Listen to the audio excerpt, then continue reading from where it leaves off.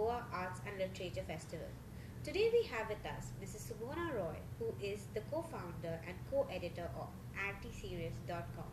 Hello ma'am, can you tell us something about your website antiserious.com?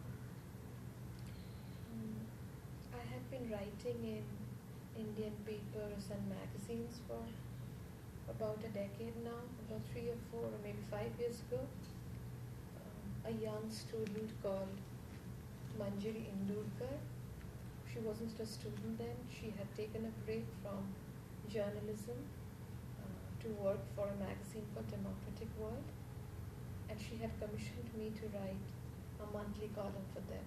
Okay. It turned out that I was writing about things that people did not pay any attention to. Okay. So, why we put the tilde sign after our Facebook posts, or why we post photos of our feet every time we are on a seashore, Wow. things like that. And then I began to notice a pattern about myself, so it came from self-reflection, that what others considered important did not really matter to me, and what they considered important mattered to me in a way that a lot of beauty and emotion came to me from that space. So Manjari was one of the first people to recognize that. And we had been toying with the idea of setting up a magazine. At that time, I also happened to come in touch with Manjari's flatmate then, whose name is Devojit Datta. And the three of us decided that we wanted to set up a magazine. And so they asked me to come up with a name. My first instinct was to use the phrase that the tennis player John McEnroe always used for the referee when the referee called him out. Are you serious? So when I googled for that, I found that Are You Serious? The URL had already been taken. Okay. So, but I wanted something that played with or against the idea of seriousness. When you look at newspapers and magazines and even the way we construct our bios and CVs, what we consider important in a professional and almost corporatized way, only those things are important. So if you read out my CV, you'll read about the books I've written or the places I've published in. My bio will not say that I care for my nephew very much, or that, the things that I like to do. So what has been seemingly considered unimportant has been erased from our consciousness. When you watch new students of mass communication. So when you watch the television news, for instance, you only see what they consider important to be shown as news reports. I wanted to create a space where these things that have been filtered out could find a space. Okay. Does that mean that I consider the other things unimportant? No, it is just a space where you could look at seemingly non-serious things in a serious way. So then they asked, what title could we come up with? And then I said anti-serious. And then they asked me to come up with a subtitle, and I decided to call it A Journal of Laughter in Slow Motion. So that's the subtitle. It continues to remain the subtitle. That is beautiful. Ma'am, your first non-fiction book, How I Became a Tree, came out last year. And this year you released Missing, your novel. So what has been the transition like? So I live in Shiliguri. It's a small town in Sub-Himalayan, North Bengal. It is also called the gateway to the northeast. So it's also called the chicken's neck. So when you see the map, there's this tiny part that connects mainland India to the rest of to the northeast. And in 2012, in the summer of 2012, a young girl had been molested in Guwahati. No one had come to save her or help her. Journalists, instead of helping her, had taken videos of that incident, and it had gone viral. There was a Bengali Hatao movement in Assam and parts of India's northeast in the 70s. Now, at that point of time, in July 2012, a carpenter was making a bed in our house in Shiliguri. And I happened to notice from eavesdropping on their conversations that the demography of Shiliguri happened to be changing. When I looked at news reports, whether it was on television or in newspapers and magazines, none of that reality was reflected. So that was the first time I encountered this phenomenon which would come to be called fake news. So what was happening on the ground was very different from what was being reported.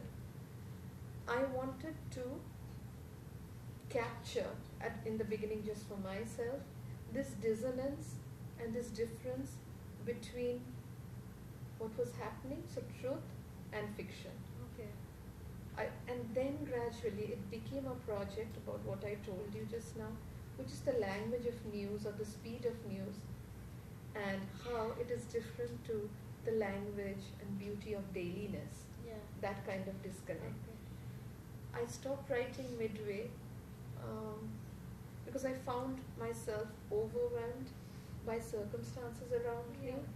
It came from a very emotional kind of withdrawal from the world, and I had always been interested in plant life, but not in the metaphysical way that I suddenly found myself in. And I thought I wanted to escape from this social world. How was it possible? It wasn't about, choosing death. I thought I wanted to become something that was not human. What could I be? I said, do I want to be the ceiling fan? No, then I'm dependent on someone else. Do I want to be a pet dog? A pet dog is not free from the emotional economy. So because if you have a dog, you come back from work and the dog is excited emotionally. At that point of time, very foolishly of course, I thought the only way to live outside the emotional economy would be to live like trees who only give and don't expect anything in return. That was the genesis of how I became a tree. So when we hear stories about molestation, it stays in your mind. How do you manage to get the bright side of life? I'll tell you about Missing, for instance. So most of Missing, the novel, it came suddenly from one day, like an epiphany, that the epics in the world, whether it was the Ramayana or the Greek epics, it came from the woman, from the space of the woman going missing. Ramayana would not have been the epic it is had Sita not gone missing. You wouldn't have had the war. Similarly, in case of Troy, and Helen, and it came to me like an epiphany. So in Missing, it's not only the girl in from real life who goes missing after a molestation incident. I created a character called Nayan, who's a blind poet. Like many of these blind poets who wrote the epics, not just say Milton or Valmiki, but also Homer. And he has a wife who goes to Guwahati in search of this girl and then goes missing. This was also the time of what came to be called the Nirbhaya incident. Yeah. It's not a term I'm happy with. Of so many women going missing. I found a sign in Calcutta on a wall which said missing with a stenciled image of a girl. So, if you just Google, you will find, say, missing, and the first search that comes up is of missing girls in India. And this is also, if you see the census, the 1,000 to 961, 1,000 males to 961 females, the difference in that number that comes from female feticide, those are also called India's missing girls because they were not allowed to be born. So all of that came together. And to answer your question about how does one deal with that, I don't think there is any way of dealing with it. We all find our own, sometimes mechanism, sometimes we push it to the back of our head. We come to art to see whether it is possible to do something and find a way. But we're always fighting. I think there is no solution that way unless there's some kind of self-reformation as it. How do you pay attention to the insignificant things? Like you said. I'll tell you what I tried to do. No, found that I wrote a PhD on semiotics, based on semiotics, which is the science of signs. Okay.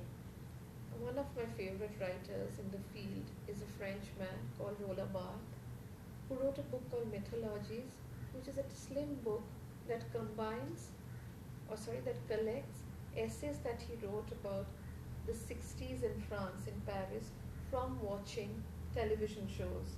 It could be food programs, or why so many advertisements use the word Einstein, which we continue to do. And this came from a space where he was looking at culture, but trying to answer where the subconscious of culture lay. I found that I have a similar temperament. I like to observe these things.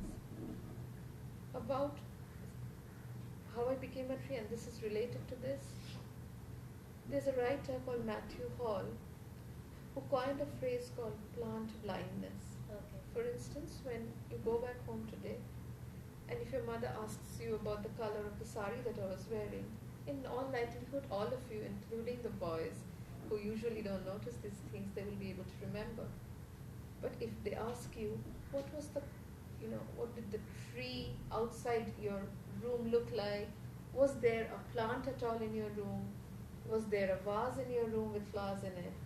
In all likelihood, even if you've noticed at that point of time, it has left your head in a few hours' time. Okay. You think of all the trees that you've crossed or passed on your way coming here. You don't remember a single of them. So that plant blindness. So I just realized that my temperament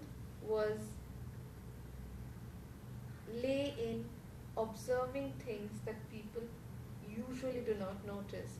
It did not come from any conscious urge to do that. It is just how I am built, some technical fault as it were, inside me. In Missing, I was trying to show that this blind man whose wife goes missing becomes dependent on a newsreader to read the newspapers for him. Okay. This little girl of 19, when she's angry with this man, she makes up news reports. So you see how fake news comes not from somewhere out there, but from within us. Gossip comes from the same space, as you know. Fake news is institutionalized gossip on a mass scale.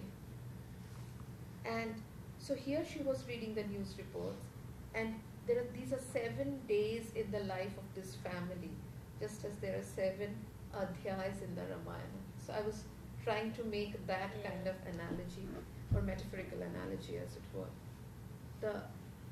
So by juxtaposing the rhythm of daily life with the speed of news, I was trying for me to see particularly how that difference had come to be and how that dissonance had come. You also do literary criticism, right? So how important literary criticism is? It's very important to me. Very, very important. It's one of the things that gives me a lot of pleasure. I live a very solitary life. It's a choice I made. I used to teach in a government college until 2016. Now I teach occasionally. I find that students these days are not really trained to read closely, as in why words were chosen for. Words are there for a particular reason. Words are everything. They cause wars, as you know, right? Yeah. There's so much violence and so much love inside them. So why this punctuation? Why this line break? All these things, particularly an investment in the poetic. How do words play out? So we know, for instance, that if I cry now and if I write a poem about crying, the effect would be different. If I were to cry now, you would probably get up from your chair and hug me. If I were to write a quote-unquote efficient or successful poem about crying, chances are you would end up crying. That is how sad songs affect us. They touch a part inside us that we were not aware of, right? How does that happen? That happens because raw emotion is being converted to form through the effect of form. I'm interested in how the relationship between words, how they affect us. For instance, if you read this book, it's not a book I see, now and you read it 20 years later, its effect on you would be different. Yeah. And why is it different? So the pages on the word have remained the same. We ourselves have changed. The times around us have changed, the circumstances. So all of these I'm interested. So you think that a criticism or the interpretation of a book can change over time? Yes, it does. So if you see how Shakespeare wasn't meant to be read, as you know. Yeah. He wrote to be performed. But towards the end of the 19th century, when the literature syllabus was being created and Shakespeare was institutionalized by being put and canonized by being put on the syllabus, you will see that the first critics of Shakespeare were people like, say, A.C. Bradley, who wrote a book called Shakespearean Tragedy. Yeah. And you've probably heard of this Yeah. book, and he's looking at 4 of these tragedies. If you see Shakespeare now, yesterday Professor Jonathan Gill Harris released a book called Masala Shakespeare, Yeah. and India's relationship to Shakespeare. So you see how the times, this Masala Shakespeare would not have been written 100 years ago by someone like A.C. Bradley. So you see, with the times our readings change. With the times, for instance, Aristotle is said to have equated women with slaves, with animals. Yeah. You can't think of a philosopher as well respected as Aristotle from our times to say that. He's a product of the times. So all these do change with the times. As a reader and as a writer, how has GALF impacted you or affected you? To be completely honest, I don't like this space of literary festivals. I would love for the literary in literary festivals to be more stressed than the festival part of it, but usually that doesn't happen. I don't go to very many of these events, just as I don't believe in book launches, because I can't think of Tagore doing a book launch, for instance. These are events created by capitalism, as you know. But I have enjoyed my time at GALF for 2 particular reasons. One is the affection and intimacy of encounters. Even something like this hasn't happened with any other literary festival. The second owes to one of the co-curators, Vivek Menezes. I don't know whether I pronounced his surname correctly. Yeah, it was correct. How he curates this event.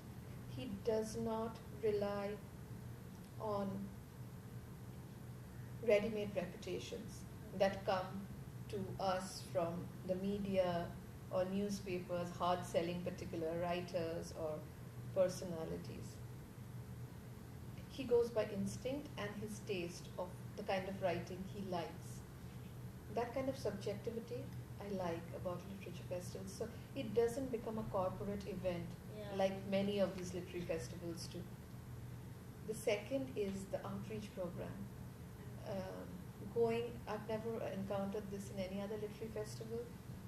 The fact that the Goa Arts and Literature Festival is not rootless like most of these other festivals, in it being very rooted to the culture that is housing it, this educational institutions, how they are a part of this in a very intimate way, students like you participating in it, school students whom I spoke to today, for instance, and the fact that Goa, Konkani, all these are reflected in the program schedule. That I like very much.